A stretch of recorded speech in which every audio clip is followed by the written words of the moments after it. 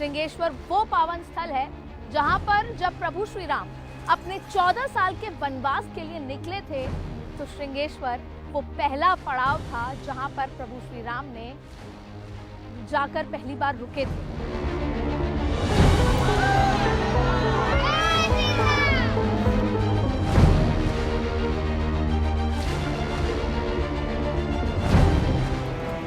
सियासत के रामपथ में आज हम करेंगे पड़ताल कि राम की भक्ति में वोट की कितनी शक्ति है।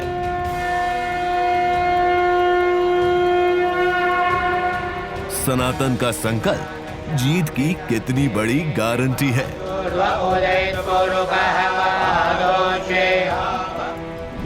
और आखिर मोदी के रामपथ से विजय पथ कैसे सुनिश्चित होगा। रामपथ के इस एपिसोड में हम अयोध्या के बाद बात राम के उस धाम की जो श्रृंगवेरपुर के नाम से जाना जाता है।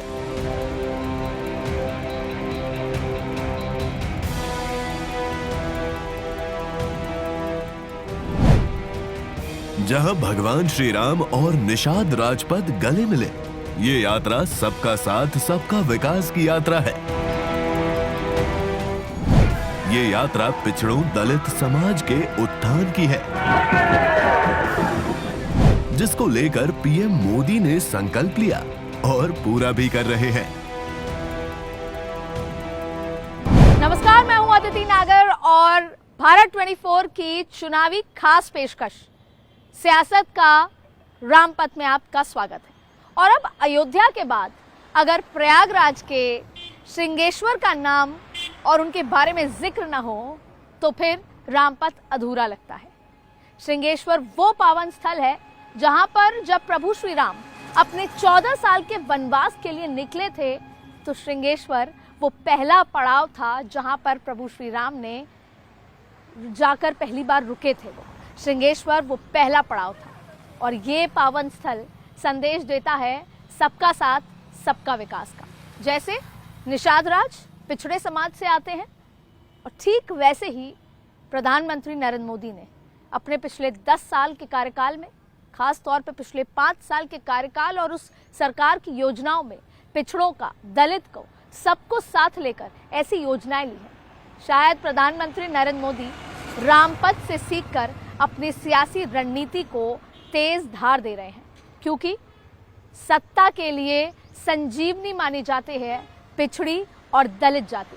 अब देखना ये होगा कि ये संजीवनी किस पार्टी के लिए बूटी बनकर उसको सत्ता में जीत दिलाती है, क्योंकि 2024 का चुनाव का ये बड़ा संग्राम पिछड़े और दलितों को साथ लेकर आगे बढ़कर जीत वाला चुनाव है।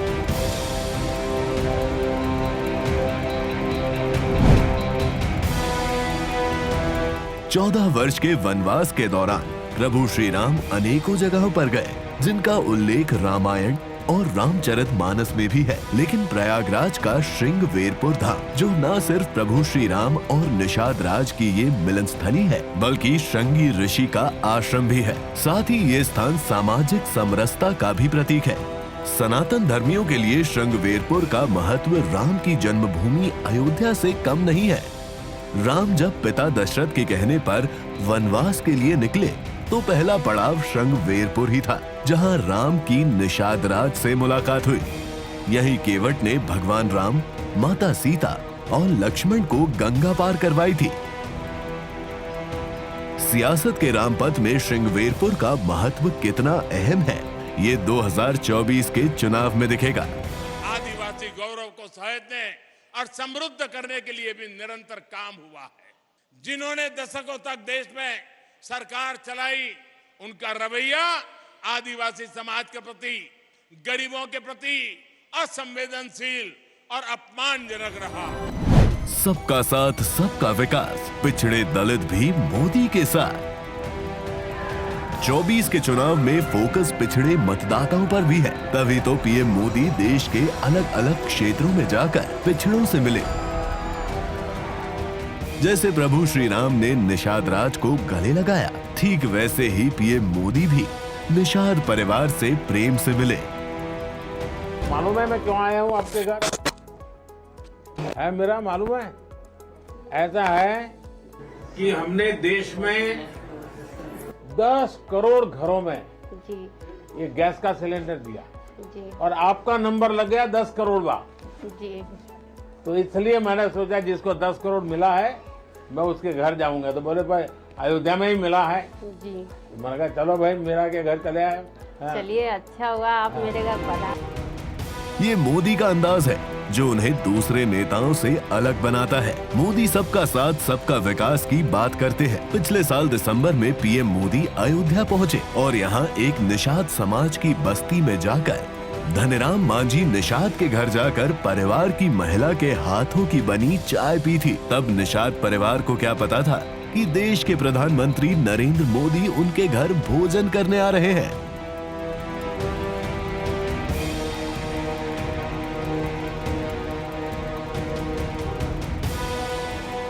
अब मीठी चाय पीते हैं आप हैं? हमसे मीठी हो ही जाती मालूम नहीं कैसे।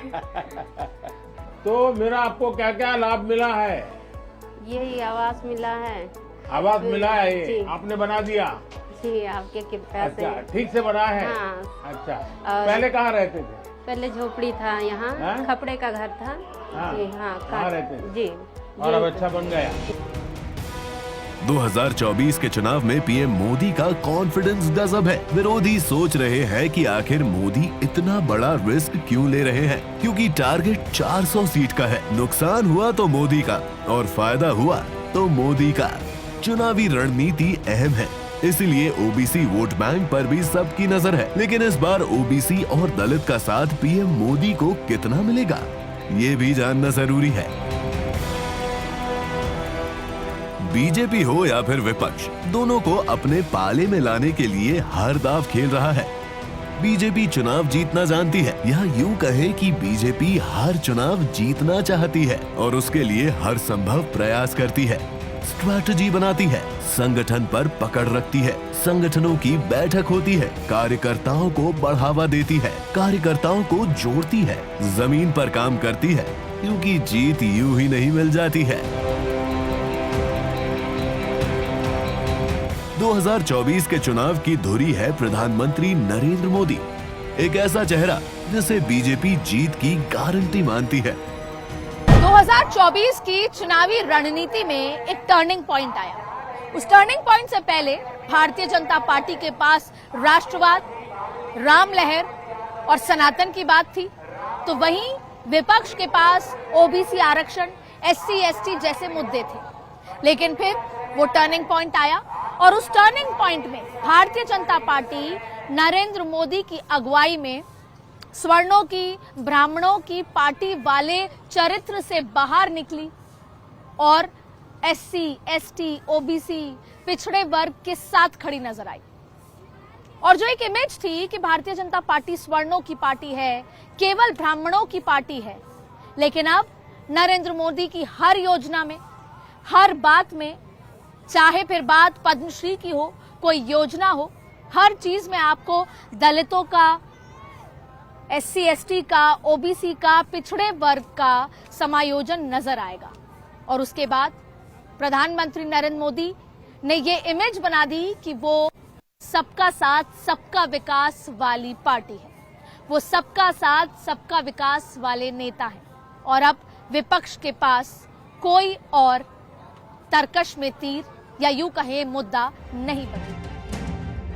बीजेपी की ओबीसी पर पकड़ को ढीला करने के लिए बिहार में जातीय राजनीति गरमाई और अब नीतीश कुमार ने ही बीजेपी का हाथ थाम लिया। तो क्या 2024 का खेल साफ है?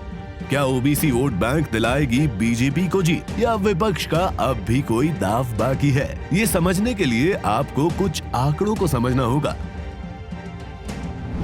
पूरब से पश्चिम तक पिछड़े वर्ग के वोट बैंक को बीजेपी साधने में जुटी है। 2014 में बीजेपी को 34% ओबीसी वोट मिले थे, जबकि कांग्रेस को 15% ओबीसी वोट मिले।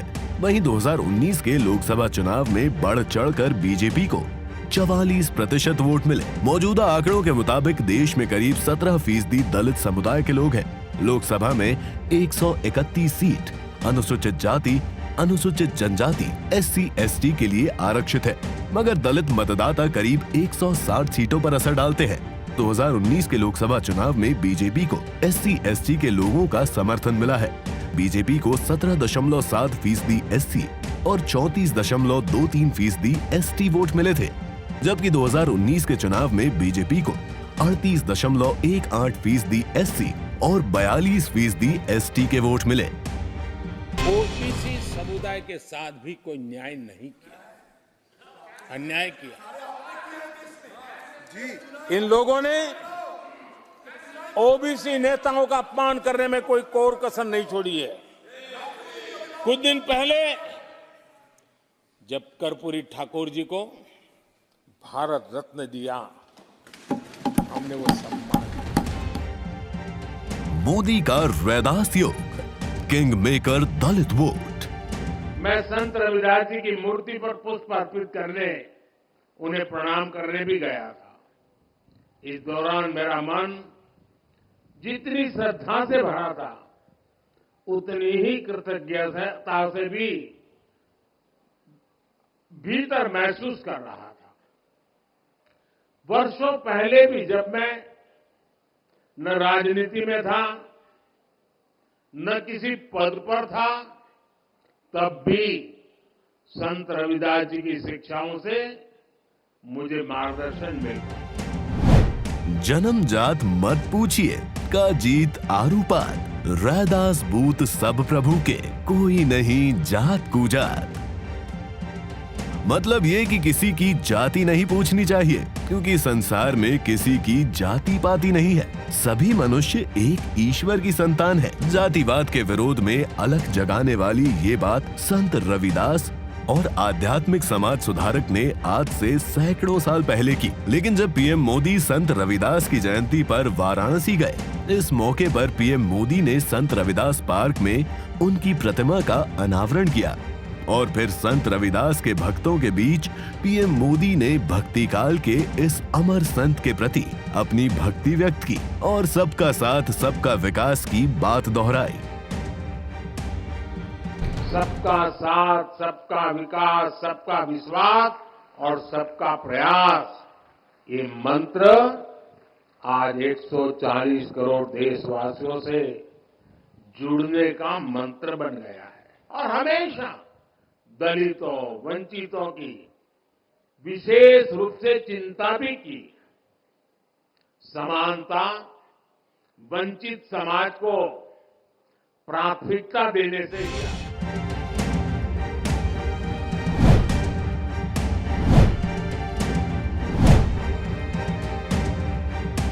दलित वोट बैंक, पिछड़ा वर्ग, ये दोनों ही लोकसभा चुनाव में किसी भी पॉलिटिकल पार्टी को हार या जीत दिलाने में काफी अहम भूमिका निभा रहे हैं।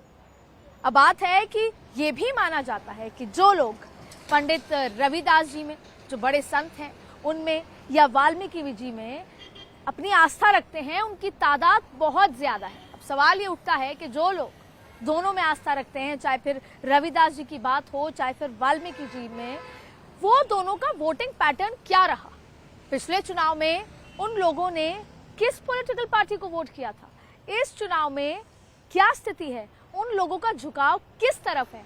और ऐसी स्थिति में सबसे बड़ा सवाल है कि इस बार ये दोनों ही वर्गों में, चाहे दलित समाज हो, पिछड़ा समाज हो, या जिनकी मान्यताएं वाल्मीकि जी में हो, जिनकी मान्यताएं रविदास जी में हो, वो लोग किस तरफ झुकाव रखते हैं और कौन सी पॉलिटिकल पार्टी इस वोट बैंक में सेंधमारी लगाने में लीड ले रही है? 2011 की जनगणना के अनुसार अनुसूचित जाति की आबादी 17% है। चुनाव आयोग के ताजा आंकड़ों के मुताबिक देश में वोटरों की संख्या कुल 97 करोड़ है, जिसमें 16.5 करोड़ SC वोटर हैं। जातीय समीकरणों की धुरी पर घूमती उत्तर प्रदेश की राजनीति में दलित आबादी की सदैव अहम भूमिका रही है। देश के सबसे बड़े राज्य में 21.1% अनुसूचित जाति यानी दलितों की आबादी है। आजादी के बाद कांग्रेस के साथ खड़ा रहा दलित तकरीबन 2.5 दशक तक बसपा के साथ रहा, लेकिन अब उसमें भाजपा गहरी सेंध लगाते दिख रही है। तो क्या ओबीसी का सच्चा रहनुमा प्रधानमंत्री मोदी को ही माना जाए? बीजेपी के लोकसभा चुनाव में यूपी की सभी 80 सीटें जीतने और 60% वोट हासिल करने का लक्ष्य रखा गया है। प्रदेश में 2014 से लगातार बीजेपी की जीत में ओबीसी वोट बैंक सबसे बड़ा फैक्टर रहा है। आजादी के बाद कांग्रेस के साथ खड़ा रहा दलित तकरीबन 2.5 दशक तक बीएसपी के साथ रहा, लेकिन अब उसमें बीजेपी गहरी सेंध लगाती दिख रही है। बीजेपी ने 1 दशक पहले देश के बड़े दलित नेताओं के साथ हाथ मिलाकर लोकसभा चुनाव में सफलता हासिल कर केंद्र में मोदी सरकार बनाई। अब दलितों को लेकर लगातार उनके हितों की योजनाएं चलाने वाली मोदी सरकार ने अहम पदों पर दलितों को तवज्जो भी दी। नतीजा ये रहा कि 24 करोड़ की आबादी वाले उत्तर प्रदेश की 80 लोकसभा सीटों में से अनुसूचित जाति की 17 आरक्षित सीटों पर बीएसपी सहित दूसरे दलों की पकड़ ढीली होती जा रही है। उत्तर प्रदेश की सियासत में हम अक्सर पीडीए इस शब्द का जिक्र बार बार सुनते हैं। दरअसल पीडीए है पिछड़ा, दलित और अल्पसंख्यक। अब बात यह है कि भारतीय जनता पार्टी के मिशन 80 को रोकने के लिए, उस विजय रथ को रोकने के लिए सपा ने पीडीए के साथ कहीं ना कहीं जिसे करीबियां बढ़ाने की कोशिश की। अखिलेश यादव ने पिछड़ा समाज, दलित समाज के साथ अपनी करीबियां बढ़ाई। अखिलेश यादव को लगा कि पीडीए के माध्यम से वो भारतीय जनता पार्टी के मिशन 80 के विजय रथ को रोक सकेंगे।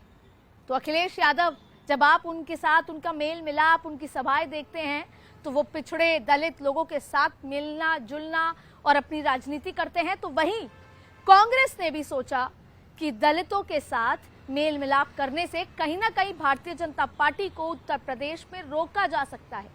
राहुल गांधी, प्रियंका गांधी दोनों को ही आप दलित समाज के लोगों के घर जाते देखेंगे, उनके साथ भोजन करते देखेंगे। और फिर हुआ गठबंधन सपा का और कांग्रेस का।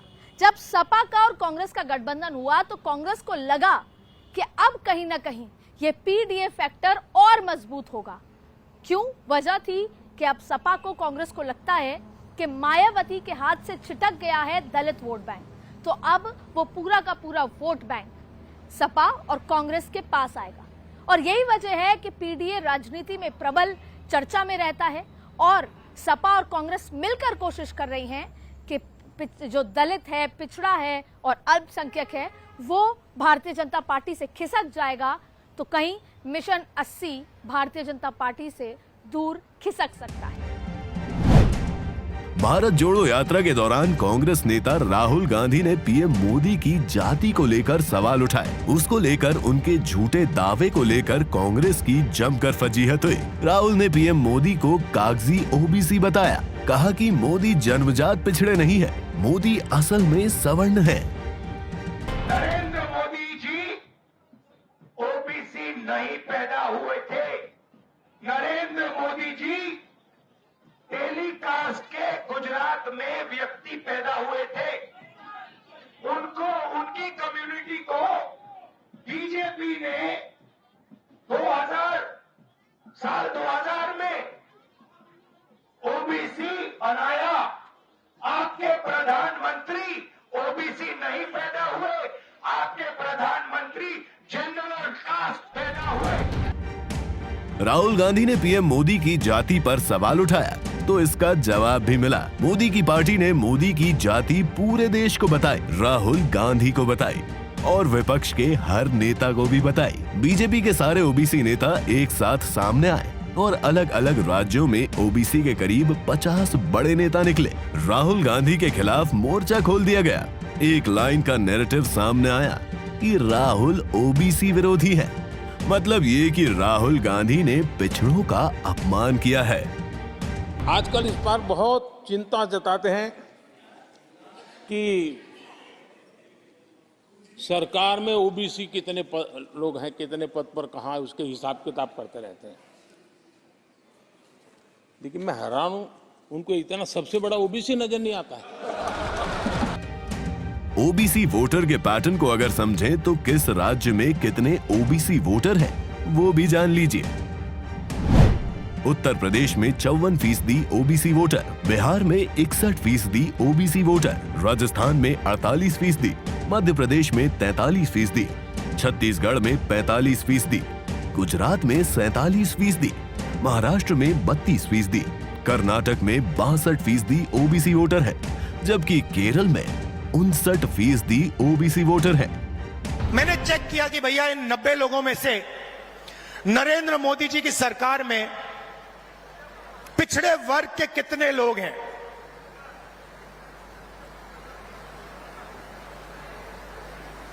आप हिल जाओगे। 90 लोगों में से सिर्फ 3 लोग ओबीसी समाज के हैं। कांग्रेस ओबीसी कार्ड के जरिए बीजेपी को चुनौती देने की रणनीति बना रही है और राहुल गांधी ने इस मुद्दे पर प्रधानमंत्री नरेंद्र मोदी को सियासी चक्रव्यूह में घेरने की भरपूर कोशिश की है। लेकिन उनकी ये कोशिश 2024 में कितनी रंग लाती है, ये कहना अभी जल्दबाजी होगा, क्योंकि जो ट्रेंड दिखाई दे रहा है वो तो मोदी के साथ ही नजर आ रहा है, क्योंकि मोदी सबका साथ सबका विकास के संकल्प को पूरा करने में जुटे हैं।